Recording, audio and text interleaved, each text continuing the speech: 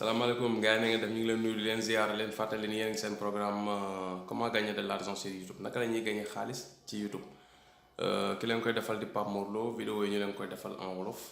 di la fàttali nag su fekkee da nga dabe ci vidéo bi abonné ko c'est très simple nii ngay def rek dem ci suuf vidéo bi ci bouton s'abonner bi nga abonné cliquer ko abonné soo paree am na ñetti cloche notification yuy feeñ nga cliquer ci cloche bi féete kaw mooy tax vidéo yi ñuy def YouTube di la ko indil facilement vidéo bu ñu defete rek YouTube automatiquement da lay envoyer message nga yëg ko vidéo tay bi nag comme vidéo bi passé yow fekk yaa ngi fàttali ku ñoo ngi ko defoon ci li nga xamante ni moom mooy le pouvoir des mots j'espère que vidéo bi intéressé na leen donte dafa nuru ni nekkul ci sujet bi ñuy traité waaye de manière indirecte laal na ni ngay gagné xaalis ci YouTube moo taxoon ñu indi lekko te heure bu ñu gisee façon vidéo yu mel noonu ak yeneen yoo xam ne yor nañ ko si dinañ leen ko présenter expliquer leen ko pour ngeen xool nu ngeen ko mën a defee ci seen business. Vidéo bi nag ma lay ñaan nga seetaan ko du début à la fin mooy tax nga comprendre lépp li nga xam ni aju na ci vidéo bi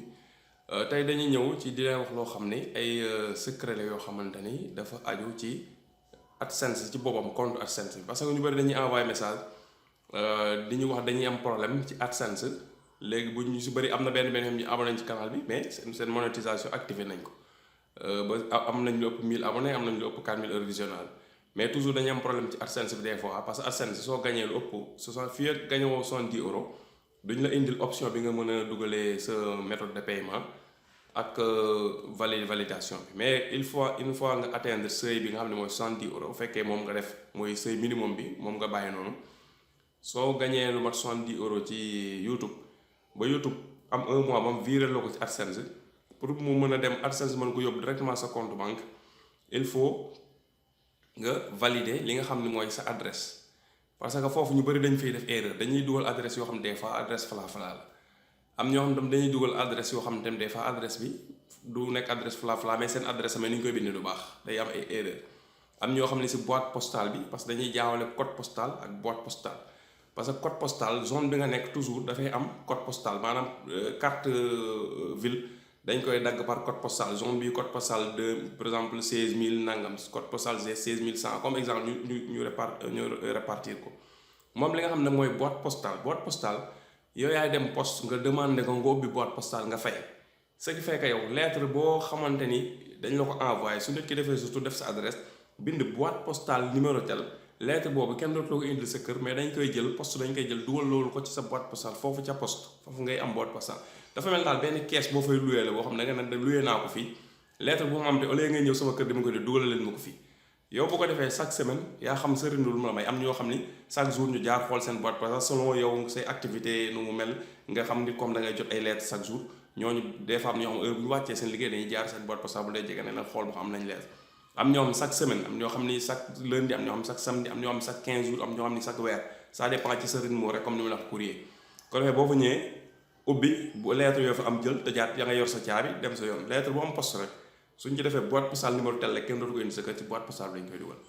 loolu nag dafa wuti ak code postal foofu ñu bëri dañ ciy juum bu ko defee seen compte AdSense yi di am problème loolu lañ bëgg ñëw nag leeral leen ko pour ngeen comprendre ko pour AdSense bu ngeen tolloo ci validation compte AdSense pour ngeen bañ am jafe-jafe ni ngeen ciy def bañ ci am jafe-jafe mooy premièrement AdSense bi ngeen di fexe ba adresse yi ngeen di dugal ci AdSense bi muy nekk adresse yoo xamante ni lettre dafay mën a ñëw voilà bu fekkee yow par exemple zone bi nga dëkk adresse bi leerul wala sa adresse gis nga boo fa defee ab bu nga def lettre bi egsiwul am nga sa mbokk wala sa benn xarit wala koo xamante ni zone bi mu dëkk moom zone bu ñu organiser la maanaam zone yoo xam ni day def rue day am tour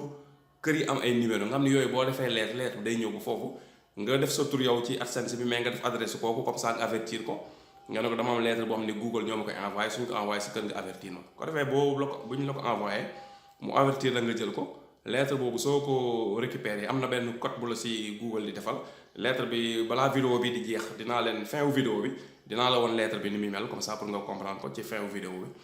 léegi boo defee lettre boobu kooku bu ko jotee mën na ko teppi sax fi nga toll yow nga nekk connecté si AdSense mu wax la rek code bi ci nekk code bi nga tàpp ko ci AdSense bi ñu valide ko compte bi jeex na ñu xam ni kon yow personne physique bii nga adresse bi nga defoon exactement foofu nga dëkk pour keneen utiliser wul sa compte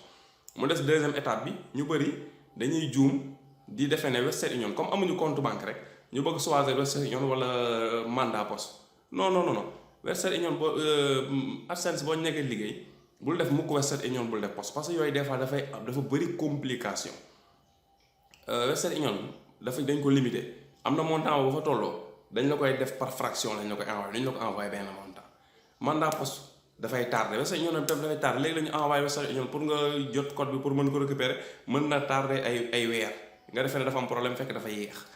méthode yooyu ñoom dañ ko def pour soo amul compte amoo possibilité fi nga dëkk am compte nga mën a def méthode yooyu mais képp koo xam da nga dëkk zone boo xamante ni am nga possibilité am compte banque waxuma am nga compte banque de du pour ku am compte banque kese de képp ku am possibilité am compte banque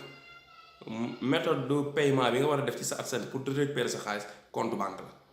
comme possibilité am compte banque mooy kan mooy képp ko am fi nga dëkk ay banque am na fa soo jëlee sa 25000 nga dem nga mën a ubbi compte épargne. voilà banque boo dem fii boo yore 25000 ñu ubbi la compte épargne nga am numéro compte am code SWIFT li ñu naan code SWIFT ñi am compte banque xam nañ ko boo demee ubbi compte banque dina nga am numéro de compte ak code SWIFT. code SWIFT bi moom mooy code boo xam ne pour transfert international yi si la ñuy jaar boo ak ubbee compte banque pare code SWIFT boobu moom ngay jël nga dugal ko ci AdSense bi AdSense automatiquement day envoyé benn code ci sa banque. code boobu après moom mooy tax mu xam ni kon banque bi parce que nga fexe ne boo ubbee compte sa tur bi ngay def ci AdSense ak tur bi nga ubbee compte nga ma jël compte jàmbur mu bokk voilà loolu tam nga bañ a def erreur yu demee noonu su ko defee AdSense léegi nag YouTube loo ci gagné ci wala nga gagné ko ci yeneen plateforme yi may xaalis ci Google suñ la ko dajalee ci AdSense ñoom ñëpp YouTube ak yëpp par weer dañ lay indi ci AdSense moom bu ko dajalee moo koy jël bu fa xaalis bi amee weer ba nga xam ni xamul ndax am na ay weccel yu ñu lay dagg ak affaire demee noonu bu amee weer ci AdSense da koy jël transféré la ko sa compte banque automatiquement transfert bi 2 wala 3 jours lay jël mu dugg sa compte bu duggee sa compte banque disponible na 100% heure bu la neexee nga def sa banque nga retiré ko jël dem faj sa soxla aussi simple que ça mais toujours fexe leen bu leen juum ci di dugal adresse yu baaxul soo adresse bu fekkee lettre mu fa ñëw ni ma la ko waxee utal sa xarit wala sa benn mbokk boo xam ni dëkk na si zone boo xam ni dafa parce que Dakar fii tam ni mu tëdd ñëpp xam nañ ko am na fi zone yoo xam ni lettre pour ñu indilu ko ba sa kër des fois day jafe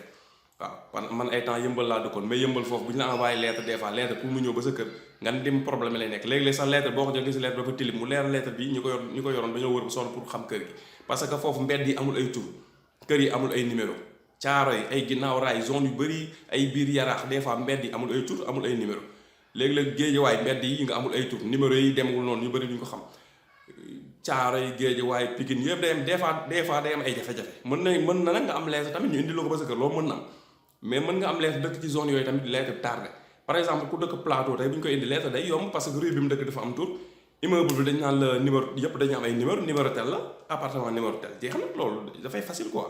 voilà ñu dëkk ay Fann résidence du ñu am problème boobu ñu dëkk Parcelles Assainies du ñu am problème parce que Parcelles Assainies unité 5 villa numéro 22 exemple loolu xam nga c'est évident unité 5 nga ñëw xam nga unité 5 fu mu nekk villa numéro 2 villa bu nekk unité bi ne voilà villa bu ne dafa am numéro yooyu pour ñun dafa leer du am benn jafe-jafe mais dafa am ay zone ci biir Dakar fii yoo xam ni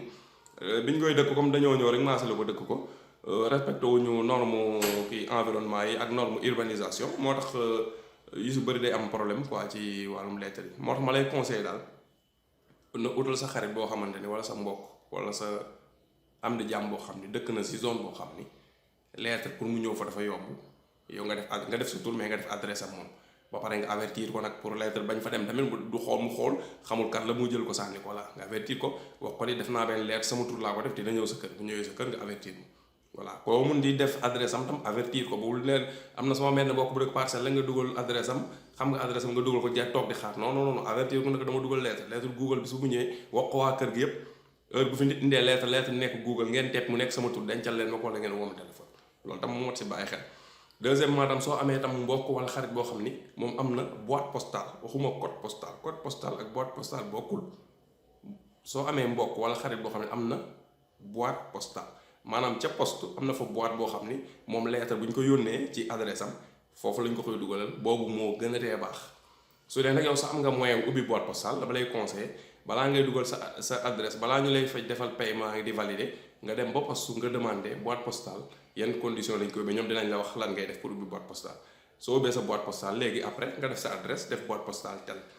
soo defee sa boîte postale lettre boo ko jotee courrier bi dañ la ko envoyé ci sa boîte postale soo amee tam xarit comme ni ma la ko waxee wala am di jàmm boo xam ni wala mbokk boo xam ni am na boîte postale soo dugalee yow sa tur ak sa adresse après nga def boîte postale kooku su ko defee lettre bi ci boîte postale am lay dem su demee ci boîte postale am après moom day facile mu récupérer la ko jox la ko loolu laa leen bëggoon wax daal ngeen bàyyi ci xel ci àdd parce que soo ci amee problème dafay difficile après pour nga réparer ko parce que affaire xaalis la moo tax AdSense soo ci juumee ci dara dafay compliqué pour ngeen ci bàyyi xel bu baax. Deuxième point bi tam mooy comme ni ma la ko waxee sànq mooy li nga xam ne mooy banque bi tamit nga bàyyi ci xel bu baax bul def benn méthode paiement bu dul banque. AdSense soo ci bëggee liggéey ci Google di ci am xaalis di ko fayee ko normal laa wax nga xam ne boo demee ba nga xam ne sa compte par exemple chaque weer minimum sa YouTube minimum laa wax minimum lu mu tuuti sa YouTube dina gagné benn 50 000 par weer minimum. su ko fay AdSense YouTube bu ko fay AdSense da koy téye 1 mois su ko téye 1 mois après da la koy viré léegi sa ko fekkee beneen bi ñëw day ñëw automatique léegi boo loolu bu ko defee benn weer ñaari weer da ngay commencé léegi chaque weer nga recevoir sa 50 000 chaque weer nga recevoir sa 50 000 loolu nag pour chaque weer bu ñu nga recevoir sa 50 000 dem ci banque retirer 50 000 chaque weer nga dem banque retirer sa 50 000 il faut nga def compte banque soo defee Western Union loolu doo ko mun parce que day tardé mun nañ la envoyé benn paiement nga toog ba beneen paiement ñëw te doo ko jot parce que day tardé soo defee mandat poste day tardé maa la ko wax day tardé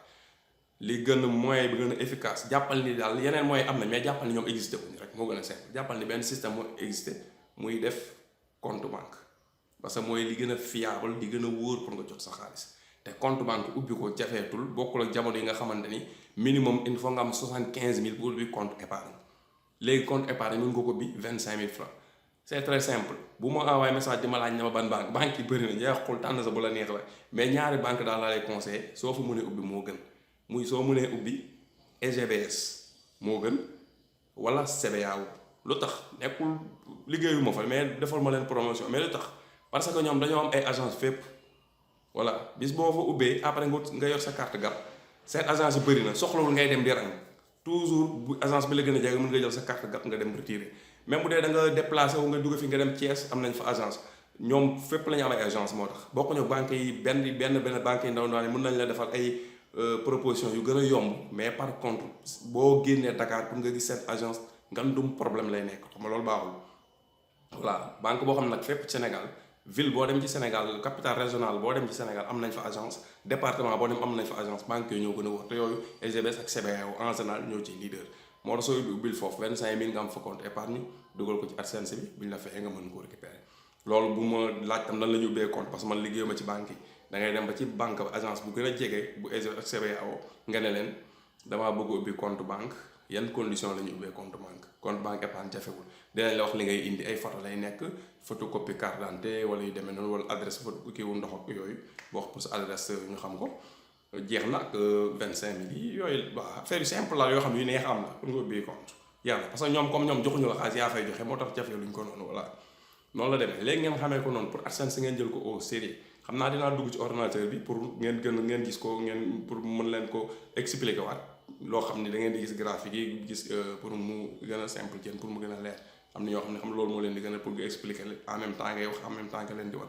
mais li ma la wax nii résumé naa la ko léegi dinaa la dem ci ordinateur bi wan la ko léegi moo jógee ci ordinateur bi ci fin bi dinaa la wan carte Google bi ngay recevoir à peu près ni muy mel pour nga xam ko boo jotee lettre Google bi nga mën ko xam kon léegi ñu dem ci ordinateur bi tout droit ñëwaat ci kanam. léegi ñëw nga ci sa AdSense yaa ngi ci accueil bi wenn compte AdSense boo xam ne dama ko defaroon pour benn canal YouTube mais gëj naa fi woon connecté wu sax mais comme dama leen bëgg expliquer moom dama dugg fi pour wan leen léegi yaa ngi ci compte AdSense bi da ngay ñëw ci suuf fii ci paiement nga cliquer boo cliquer paiement gis nga su fekkee seuil bi dafa mat 70 € mooy minimum bi pour ñu envoyer la virement matagul 49 € la nekk su matee 70 € gis nga dafay egsi fii automatiquement day am benn bouton bu généré wu fii bouton bi ne la nga valider code bi envoyé nañ la ko voilà léegi adresse bi ñu la war a envoyé nag laa lay wax fi nga xam ne fa lay nekk ak nan nga ko war a defaree gérer les paramètres bi ngay ubbi compte bi demande na la adresse mais adresse dafa war a normal gis nga fii lay nekk boo wàccee fii ci suuf lépp loo gis moom genre big nii mën nga ko changer adresse bi su fekkee yow sa adresse ni nga ko bindoon dafa normalul fii ngay cliquer nga changer ko voilà adresse yi nga bi ma dugaloon moo nekk nii léegi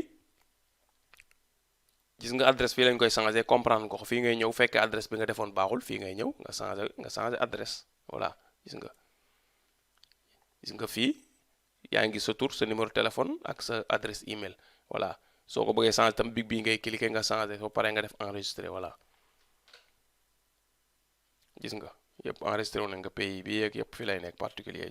lii nag il faut nga bind ko normal pays bi nga def Sénégal adresse bi fekkee Sénégal nga nekk adresse bi nga def sa tur normal nga def adresse bu leer naññ comme ni ma la ko waxoon soo amul adresse bu leer nga def adresse sa xarit wala sa mbokk boo xam ne am na adresse bu leer boo mën a recevoir code bi voilà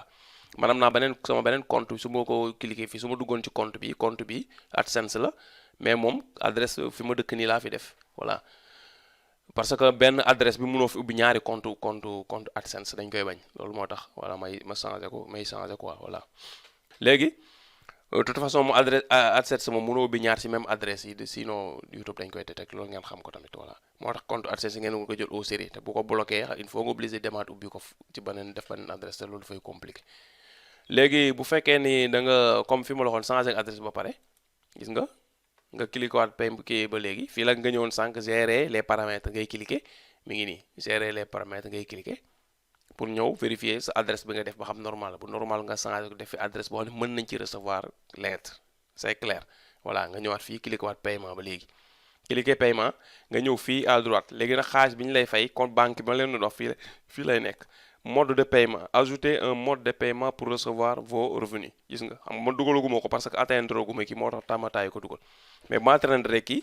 compte banque laay dugal nga ñëw fii cliquer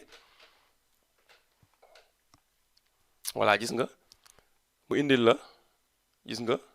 ne la ajouter un mode de paiement ajouter un compte bancaire li ma doon naa leen ko wax ci benn vidéo fu mu nekk ni gis nga man indiluma option Western Union fii ci compte bi te su ma duggoon beneen compte day indi option Western Union parce que boobu compte Sénégal la am na vidéo doon naa ko xaw ma ci vidéo laa ko def xaw ma dafa ku ma envoyé message ci WhatsApp ma koy leeral ma ne ko gis nga su fekkee dëkk tubaab bi la système mu envoyé chèque ak envoyé li nga xamante ni mooy Western Union dañ ko dindi AdSense gis ngeen léegi leer na xam ngeen ko moom won leen ko fii en live yéen koy gis voilà paiement la ñëw mode de paiement ajouter un mode de paiement gis nga mu defal la ajouter un mode de paiement ajouter un compte bancaire mu wax la dugalal fii sa compte banque le compte bancaire doit être situé dans le pays suivant di nga compte bancaire bi ma war a dugal fii pour mën a fayee ko il faut mu nekk Espagne de plus il doit utiliser la devise euro te compte boobu banque bi ngay dugal fii il faut mu nekk compte boo xam ni euro moom mooy devise am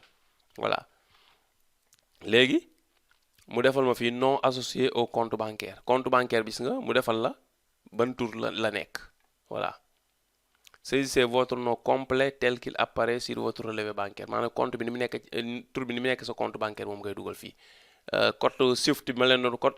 IBAN bi moom ngay dugal muy numéro compte bi complet moom ngay dugal fii ñoom IBAN la ñuy def bu dee Sénégal nag numéro compte lañ la nga dugal mais fii nga numéro compte bi ngay dugal sans associé au compte bancaire est obligatoire yi nga il faut nga dugal ko soo paree nga dugal fii code SWIFT bi nga xam ne mooy pour transfert international gis nga boo defee fii saisissez votre nom complet tel qu'il apparaît sur vos relevés bancaires voilà moom ngay dugal foofu sa tur deuxième bii ma wax la IBAN bi gis nga mu ngi nii nga def mu ne le numéro de compte bancaire international IBAN international bank account number permet d'identifier un compte bancaire de façon unique gis nga numéro compte IBAN bi day tax compte bu nekk mooy numéro bi nga xam ne compte bu nekk benn nga ciy am comme sa loxo yi empreinte yi ni mel rek format il est composé d'un code pays et de lettres de 30 caractères alphanumériques au maximum ji nga 30 caractères lay nekk bu ko ëppee normalul bu ko manqué normalul voilà te ay chiffres ak ay lettres tam ñooy jaxasoo voilà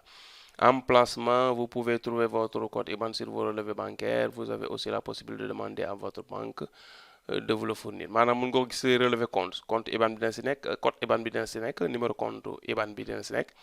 ci sa mun nga demande dem sa banque ñu jox la utiliser les codes IBAN permettent aux banques d'identifier les comptes bancaires d'un pays à l'autre code IBAN bi moom mooy tax banque yi mën a identifier compte bi si ban pays la nekk voilà SWIFT bi gis nga mi ngi nii le code BIC SWIFT plus communément appelé code BIC permet d'identifier une banque de façon unique il contient entre 8 et 11 caractères banque bu ne da nga am sa code bopp mooy tax mooy transfert international soo ko dugalee mooy tax léegi AdSense xam banque bi ci ban dëkk la nekk parce que banque bu ne benn sa numéro carte d'identité la exemple daal format vous pouvez trouver le code bi de votre banque en partie supérieure de votre relevé bancaire vous avez aussi la possibilité de demander à votre banque comme bee rek mun nga ko gis sa relevé compte banque dina si nekk su ci nekkul mën nga demander sa gestionnaire de compte mu jox la ko utilisation une banque doit connaître le code BIC SWIFT de la banque vers laquelle elle transfère de l'argent ou à laquelle elle envoie un message maanaam ji nga banque bi pour mu transférer il faut code bi mu xam ko parce que mooy tax mu mën a xam ci ban banque la xaalis bi di jëm bu jotewul ak numéro compte bi dara voilà bu yooyu jàllee mu defal la fii définir comme mode de paiement principal.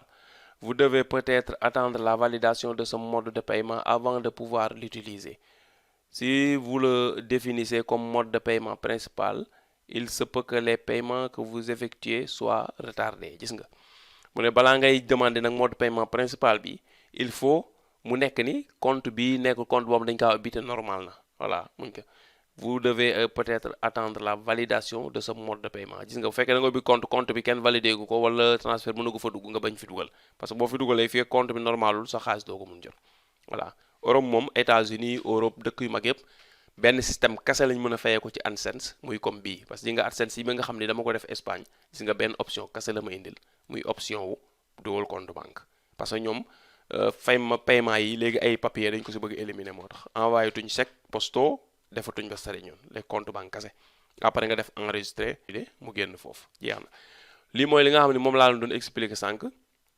gis nga lu ma defal ajouter un mode de paiement ba léegi moom la may defar parce que gis nga comme xaalis dugg na ci tuuti mu bëgg ma dugal mode de paiement pour mën a commencer fayeeku lii mooy li nga xam ne daal moom laa leen doon leeral mooy li ma leen wax sànq moom laa leen di expliquer waat ni ci AdSense rek adresse bi fexe leen muy normal pour seen code de validation AdSense ngeen mën ko jot normal fexe leen tamit bu ngeen di def ngeen choisir Sénégal am na 3 options parce que pays sous-développé wala pays en développement yëpp AdSense dañ leen di permettre ñu am 3 options pour en cas koo xam ni da ngaa dëkk ci zone boo xam ni mi ngi mel ni connecté wu dëkk ci benn village xam nga da ngay am problème compte banque ñu sóoraale loolu pour Western Union mooy gën a yomb pour nga def ko compte banque waaye ma leen di conseiller bu leen def Western Union bu leen def mandat chèque su ngeen amul compte fexe leen bu 25000 dem ubbi compte épargne boo ko ubbee lii code Safety ak IBAN yëpp dina si mën a am ñu la koy verser voilà te code épargne boo amee 25000 di nga ko mën a ubbi je crois SGBS wala CBAO loolu daal laa leen di conseiller. comme ni ma la ko wax sànq dinaa la ko expliquer waat naa la yaakaar naa nag comprendre nga AdSense lu ci aaju ba mu leer nañ sa bopp ñëwuma nag ci configuration AdSense ak yooyu parce que dama lay expliquer rek ci monétisation parce que comme dafa bëri ñoo xam dañ ma ciy envoyé message te dañ ci am ay jafe-jafe ma ne woon naa ci def benn vidéo comme ça leeral ko pour ñi nga xam ni toll nañ ci parce que léeg-léeg comme nit nekk siiw te amagul 1000 abonnés ak 4000 heures mais des fois mu am ko ci diggante bi automatiquement AdSense mu dugg kiiwal ko léeg-léeg am ñoo xam dañ ciy juum ci système monétisation yi ñuy choisir am ñoom dañ ciy juum ci adresse yi ñuy dugal j'espère que leeral naa leen ko ba mu leer ci adresse yi ak système bi ngay def pour fayeeku bu fekkee tamit am nga ci loo xamante ni leerul ci yow c'est très simple commentaire yaa ngi fi boo defee commentaire wax li nga xam leerul dinaa la si répondre comme ça ñeneen même bu dee am nañ même question yi kii te posé wuñ ko dinañ si mën a jàngee dara bu la neexee tam nga envoyé message ci WhatsApp bi bu mu si mënti nekk rek dinaa la indi réponse lu ma ci xam dinaa la ko wax incha allah rabi li ma leen doon wax sànq ci début bi ne leen naa la ko ci fin bi ne fin bi daa leen kon muy carte Google bi moo nekk nii gis nga carte Google bi nii lay mel carte bi lañ ma envoyé dama ko photo defal leen photo kanam bi fii photo kanam baa ngi nii ji nga bii photo mooy photo ginnaaw bi photo bi stop mooy photo ci biir mu gis nga loolu ma wërale en rouge nii mooy code secret bi nga xam ne moom lañ ma joxoon jamono yooyu yàgg na war a def ay 7 ans 8 ans si ginnaaw quoi xaw na yàgg voilà ëpp na ko sax peut-être jàppatuma date bi voilà carte bi noonu lay mel ba ñu leen ko envoyé comme ngeen xam ni noonu lay mel tax di la wax ni nag vidéo bii di ñëw maa ngi wax ci lii nga xam ni mooy ñi nga xam dañoo am jafe-jafe pour choisir thème yi nga xam ne si lañu war a def ay vidéo su fekkee da nga amul idée wala nga am problème mu si ban sujet nga war a traité vidéo bi di ñëw dinaa la jox 15 idées de canal YouTube waaw 15 idées yoo xam ne benn bu si nekk mën nga ko exploiter def si canal YouTube waaw te 15 idées yoo xam ne yu simple la yoo xamante ni benn bu nekk rek boo ci concentré wu mën nga di def canal YouTube bis bu nekk nga ciy def ay vidéo di ci wax wala ngay monter ay vidéo di dugal foofu la yemale vidéo bi di leen sant di leen gërëm ci seetaan bi nga doon seetaan j'espère que vidéo bi intéressé na leen yaakaar naa si ni li ma leen si wax xëy na apporté na leen dara loo xam ne njëriñ si c'est le cas maa ngi leen di ñaan ngeen partagé ko ci réseaux sociaux yi pour ñeneen mën si jot peut-être du ñàkk ñu am ci ñoom it luñ ci jànge kon maa ngi leen sant di leen gërëm ci seetaan bi nga doon seetaan di la wax ba vidéo bii di ñëw jërëjëf. ma lay demandé nag su fekkee nag abonné goo ci canal bi c'est très simple. boo cliquer ci fii ci bouton bi G wi boo ci cliquer rek mu génn la bouton bi ngay abonné nga abonné su dee abonné nga ba pare nag cliquer vidéo bi nga seetaan ko mooy vidéo bi ñu mujjee dugal moom it ay mbir a ngi ci ay tips ak ay secret